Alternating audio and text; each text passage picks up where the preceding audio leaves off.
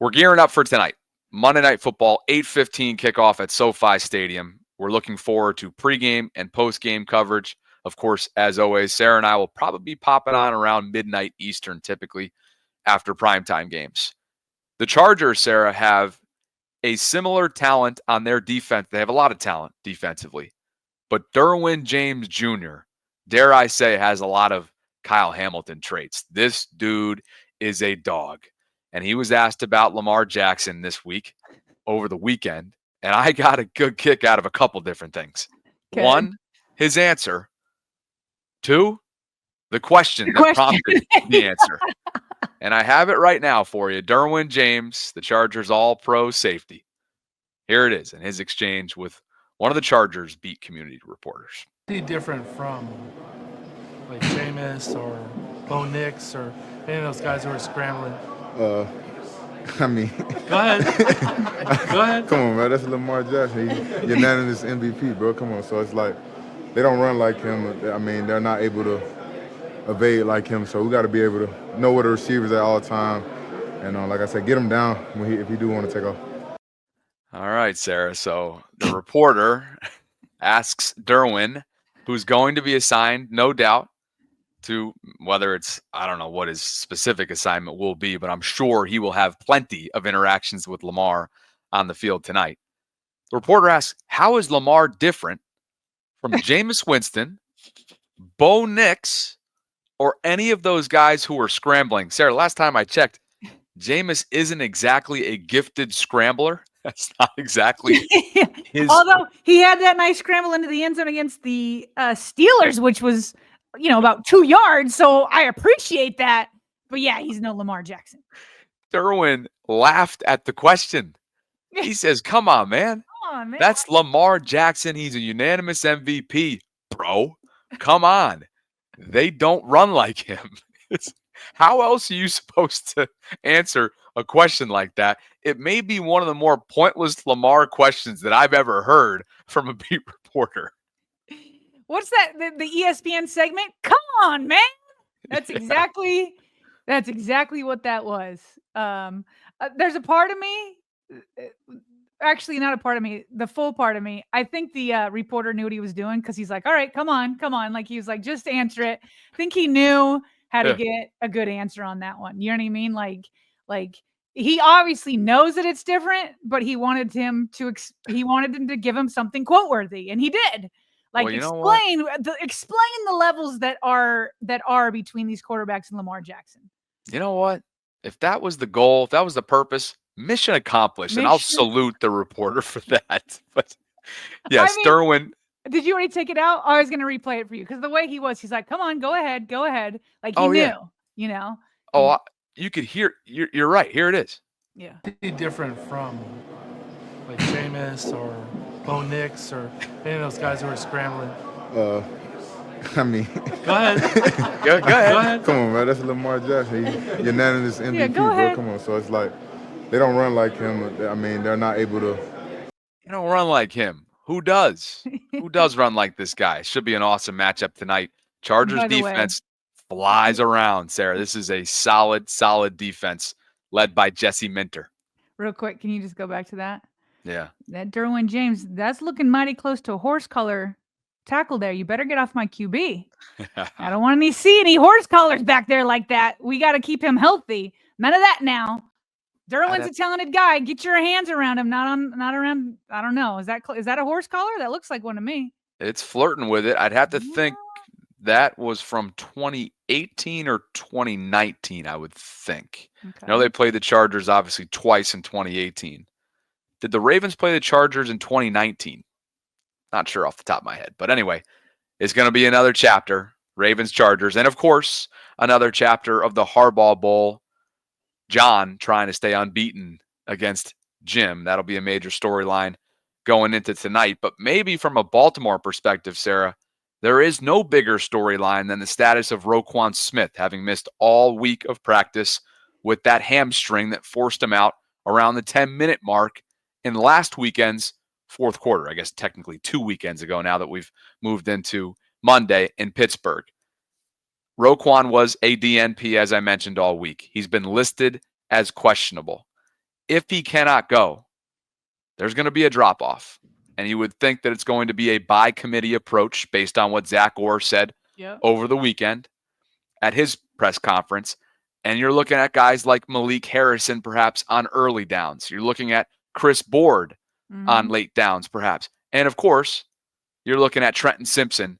All eyes will be on him if his all-pro running mate is not out there tonight, Sarah. It could get ugly over the middle of the field. Because here's what's crazy. Roquan with the bad hammy, who, as we've mentioned a few times, has looked a step slower this year until the Steelers game, ironically, which is when he got hurt. Would you rather a recovering hamstring Roquan in there or Harrison and Board? Now, Trenton already was kind of in a rotation, right? So I kind of had assumed maybe now he'll take all snaps, but maybe not. Maybe there's going to be some snaps where Harrison and Chris Board are out there together. But no, if Roquan can go, he's got to give it a try. Because Sarah, Herbert will just pick apart the middle of the field all day long. He will. And I think we need to also keep in mind and remind ourselves that what have we heard all year long? What has been the defense's issue?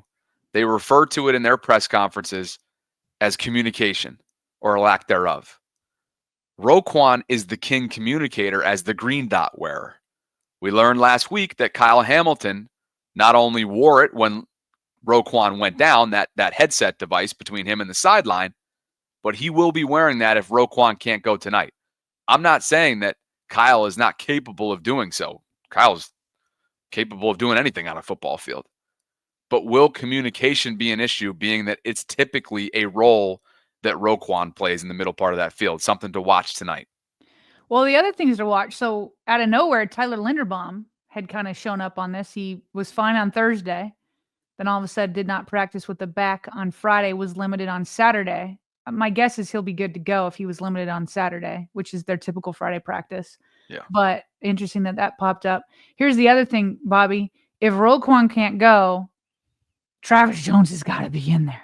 Yes. Because he for sure helps out Matabike, and to have some sort of pressure up the middle so that Herbert is feeling some sort of pressure before he can pick apart, the middle of the field. And who knows? We saw one game where the secondary was good.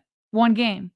Can they do it again? That's kind of the question. So this defense is going to have their hands full. And it could be without Roquan, and it's going to be with a limited Travis Jones, as we've seen for the last several weeks now. Yes, we have. He feels as if he's been hobbling for weeks, if not months at this point. I think it was the Cleveland game where it became apparent that Travis was just laboring. And so he's just been, you get the sense he's been battling through that thing week in and week out with limited practice time along the way. Their interior push, their run defense is flat out different when they got the big fella out there, number 98. Sanusi Kane and Arthur Maulette have been ruled out already, as they were over the weekend. This was essentially a Saturday walkthrough. I think the walkthrough was actually canceled, or the media portion was canceled. They moved it into a basic walkthrough, and then they were traveling out early, so they had a walkthrough, and the media session was canceled. Yes. Okay. Yeah. So Kane, Maulette down, Travis and Linderbaum listed as questionable. The rest of these names on this list had flare-ups this week, but they're ready to roll, including, this is an important one, of course, for running back depth, special teams perspective. Justice Hill popped up in that concussion protocol, which forced him to be limited on Thursday. He's good to go. No designation going in. He was seen wearing that Guardian cap at points last week at practice. So good for number 43. He'll be out there providing always the depth that they need at various different positions that he occupies, whether it's special teams or as a running back, a blitz pickup, or things of that nature. And the Sanusi Kane one, just to make a comment on him, that's significant in terms of special teams. Yeah. I can't remember who it was. Was it Kyle Hamilton? There was another defensive player who just talked about how Sanusi Kane, as a rookie, has become that special teams kind of leader guy. Yeah. and could make himself a nice career. He obviously wants to be on defense too, but there's been plenty of guys who have made a career at being a special teams ace. And as a rookie, that's kind of been him. So watch out on special teams coverage. When you say something like that, it reminds me of an Anthony Levine. Yes. Right? Somebody who literally made a career and became like a team captain and a staple in Baltimore based on his consistency from a special teams perspective. We mentioned the defense, and of course, all eyes will be on Roquan Smith. There are no eyes anymore on Eddie Jackson because he's no longer a Raven. He was waived over the weekend. Jeff Zarebek noted that the corresponding roster move, by the way, was inside linebacker Christian Welch being signed to the active roster. He's back with Baltimore on a second stint, mostly a special teamer. He helps with both special teams, but in case there's another linebacker injury, he can be there too. Yeah, exactly. So the primary names there, if Roquan can't go, are obviously Malik and Chris, but don't rule out Christian should something happen. And as Jeff also notes here, just to tack on to the Eddie Jackson conversation, who, again, was their veteran minimum guy that they brought in the latter half of free agency. It was in the summer. A lot of the fans were clamoring for Justin Simmons. He ended up getting a lucrative deal from the Atlanta Falcons, and instead they go with a former All-Pro, cheap, team-friendly from Chicago in Eddie Jackson. He lasts just 9 games, and as Jeff notes here in the bottom of this tweet, frustrations boiled over during Steelers week. They did not have him travel. He did not make the trip to Pittsburgh, and he's now been released as a result. So again, it's like, I think some were like, man, this was such a whiff. It's a whiff in that he didn't end up working out. But from a monetary standpoint, this is really no skin off their back, Sarah.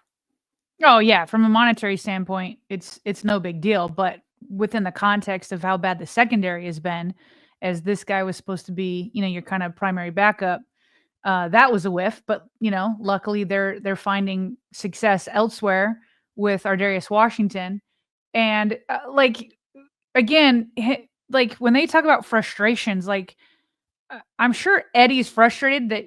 I hope he's frustrated that he wasn't playing well, and not frustrated that he got benched, because in this league, you got to understand that the play is everything. Your play is everything. You had a golden opportunity, Eddie Jackson, to resurrect your career. You could be the Ardarius Washington right now. You could be the guy that everybody's like Kyle Hamilton was raving about last week. You could be that guy. You had it. They gave you the best opportunity you're going to get. Yep. And you did not take advantage. In fact, you played poorly. You played really poorly. And so the Ravens had no choice to move on from you. So hopefully the frustrations are more within and not without. But because he didn't travel, I'm guessing he expressed it as if he should have still been playing or whatever. But yeah, the 1.5 million, he only had $1 million total guaranteed. Yep. $750K base salary guaranteed. So again, in salary cap money, not a big deal, but certainly a whiff. And I think the Ravens are fortunate that Ardarius Washington is stepping up.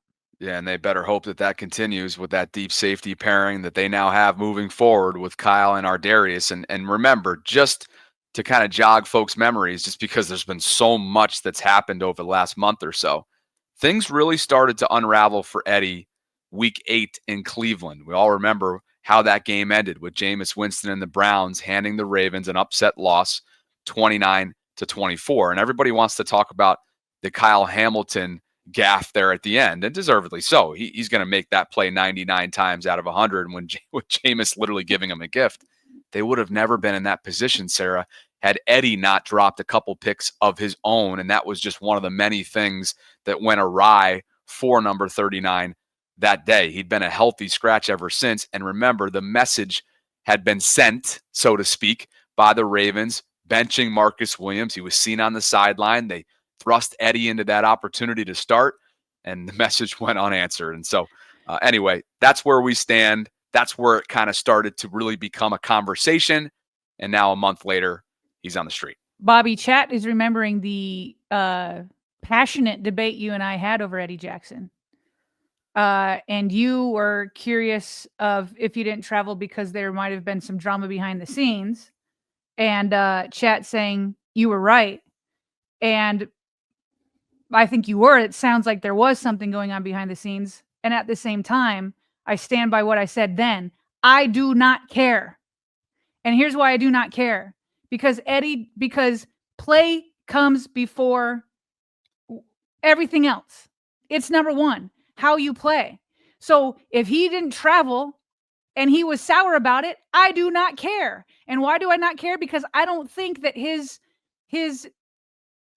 we're assuming sour feelings about not playing. We don't know for sure, but Bob, Jeff said it was frustrations.